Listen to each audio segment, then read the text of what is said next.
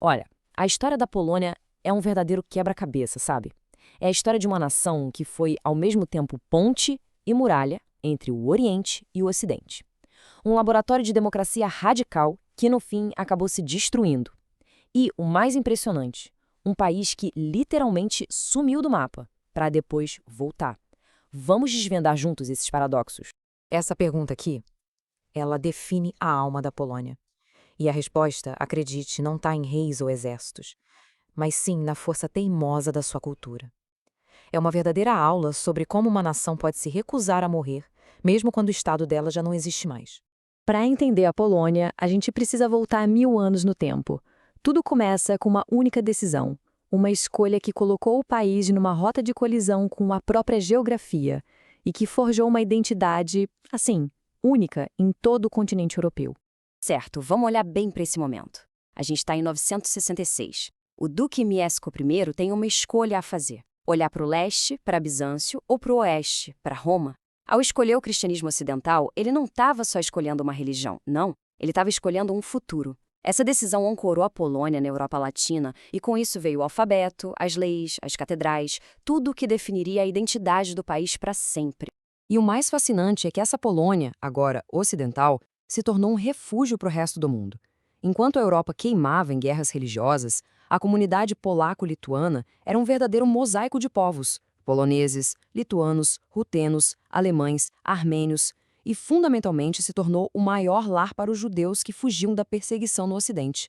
Era, na prática, um experimento de tolerância radical numa era de puro fanatismo. E essa diversidade toda tinha um lado ainda mais surpreendente: uma minoria muçulmana estabelecida há séculos. Os tártaros, que chegaram lá no século XIV, se tornaram parte da nação. Eles lutavam no exército polonês, eram leais à coroa, mas rezavam nas suas próprias mesquitas. Essa simbiose era tão profunda que seus livros sagrados eram escritos em polonês, só que com o alfabeto árabe. Um cruzamento cultural, assim, único na Europa. Essa posição geográfica transformou a Polônia num paradoxo vivo. Para a Europa, era o Antemuralha Christianitatis, ou seja, a muralha que defendia a cristandade. Mas, ao mesmo tempo, era um parceiro comercial e cultural super vibrante do Império Otomano. A prova disso estava na aparência da nobreza, os sármatas. Com seus sabres curvos e roupas de seda, eles pareciam mais um pachá turco do que um duque francês. Agora, vamos ver como essa identidade tão complexa deu origem a um sistema político que era, ao mesmo tempo, genial e suicida. A história polonesa é cheia de ironias trágicas, e essa aqui é uma das maiores. Lá nos anos 1230, para lidar com umas tribos pagãs, um duque polonês convida os cavaleiros teutônicos. Foi uma péssima ideia.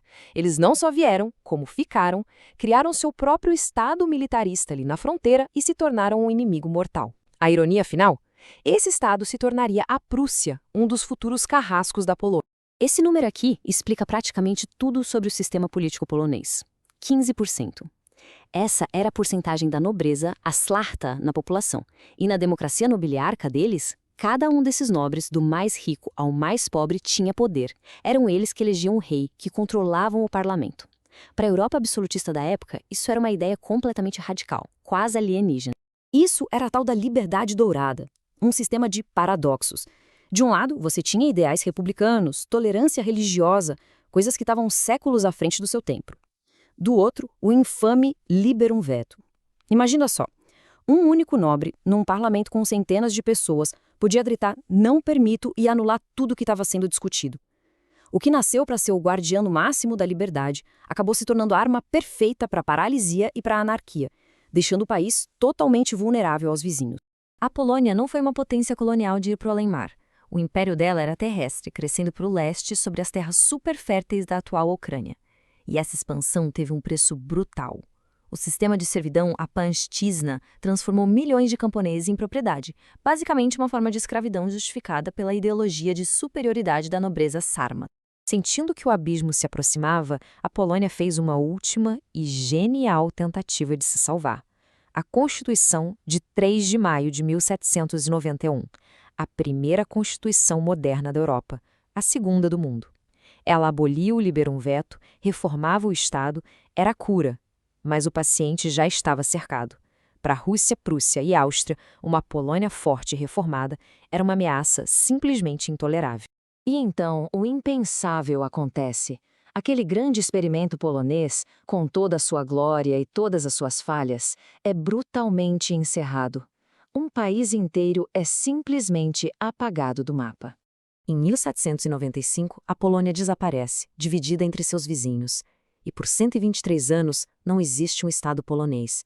A nação sobrevive no exílio, na música de Chopin em Paris, nos poemas de Mickiewicz. A pátria se torna uma ideia, uma memória. E quando ela finalmente renasce, depois da Primeira Guerra Mundial, mal tem tempo de respirar antes que o século XX a jogue num pesadelo de uma escala sem precedentes. O historiador Timothy Snyder deu nome para esse epicentro do horror: Bloodlands, as terras de sangue. Prensada entre a Alemanha nazista e a União Soviética stalinista, a Polônia se tornou o laboratório onde as duas ideologias mais assassinas da história colocaram seus planos em prática. O saldo: 14 milhões de civis mortos. E não como dano colateral de guerra, mas como alvo de políticas de extermínio. Mas em resposta a essa tentativa de aniquilação, os poloneses criaram algo único na história da guerra: o Estado secreto. E a gente não está falando só de um movimento de resistência, não. Era um país inteiro operando na clandestinidade. Tinha um exército, ministérios, tribunais que emitiam sentenças, escolas e universidades secretas. A nação se recusava a morrer, então ela simplesmente passou a existir debaixo da terra. E aqui está o ponto crucial que diferencia isso tudo.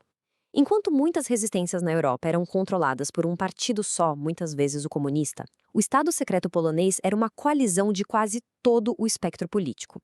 Nas palavras do historiador Rafał Wnuk, foi a única estrutura que era, ao mesmo tempo, cívica, pluralista e pró-democrática. Era a velha república renascida nas catacumbas. E nesse turbilhão todo, uma revolução social massiva varreu a Polônia sem que ninguém planejasse. Primeiro, o Holocausto aniquilou a burguesia, que em grande parte era judaica. Em seguida, os comunistas destruíram a aristocracia rural com a reforma agrária. E, por fim, a industrialização forçada arrancou os camponeses da terra e levou para a cidade. A estrutura social de séculos foi demolida. Só que, como essa demolição foi feita pelas mãos de Hitler e Stalin, a Polônia nunca viveu isso como uma revolução própria, e sim como um trauma imposto. E toda essa história de resistência, de criar um Estado nas sombras, de sobreviver a impérios, tudo isso converge para o ato final da saga polonesa no século XX, a luta para se livrar do comunismo. Quase todo mundo pensa que o fim do comunismo começou com a queda do Muro de Berlim, mas a história não é bem assim. O primeiro dominó a cair, a primeira rachadura fatal na cortina de ferro, não foi em Berlim, foi nos estaleiros de uma cidade polonesa chamada Gdansk. E o nome dessa rachadura era Solidarność, o Solidariedade. Nasceu como um sindicato, mas virou algo muito maior, uma nação inteira se organizando como um movimento cívico. No seu auge, tinha quase 10 milhões de membros. Pensa nisso, era praticamente toda a força de trabalho adulta do país se unindo para dizer basta. Era a sociedade contra o Estado numa escala sem precedentes. Mas essa vitória não surgiu do nada, claro. Foi resultado de uma luta longa e muito teimosa. Começou com os protestos que foram esmagados em 1956, ganhou corpo com a criação do Solidariedade em 1980, sobreviveu à repressão brutal da lei marcial em 1981 e, finalmente, em 89, forçou o regime a negociar. Isso levou às eleições que marcaram o começo do fim do comunismo na Europa. No fim das contas, essa jornada pela história da Polônia responde à nossa pergunta lá do início: o que mantém uma nação viva quando seu Estado desaparece? A resposta polonesa é clara: a cultura. A língua, a memória, a fé e, acima de tudo, a capacidade de construir uma sociedade unida, mesmo que seja nas sombras. A Polônia nos ensina que fronteiras podem ser redesenhadas e governos podem cair, mas uma identidade cultural forte pode ser, no fim das contas, a força mais resiliente de todas.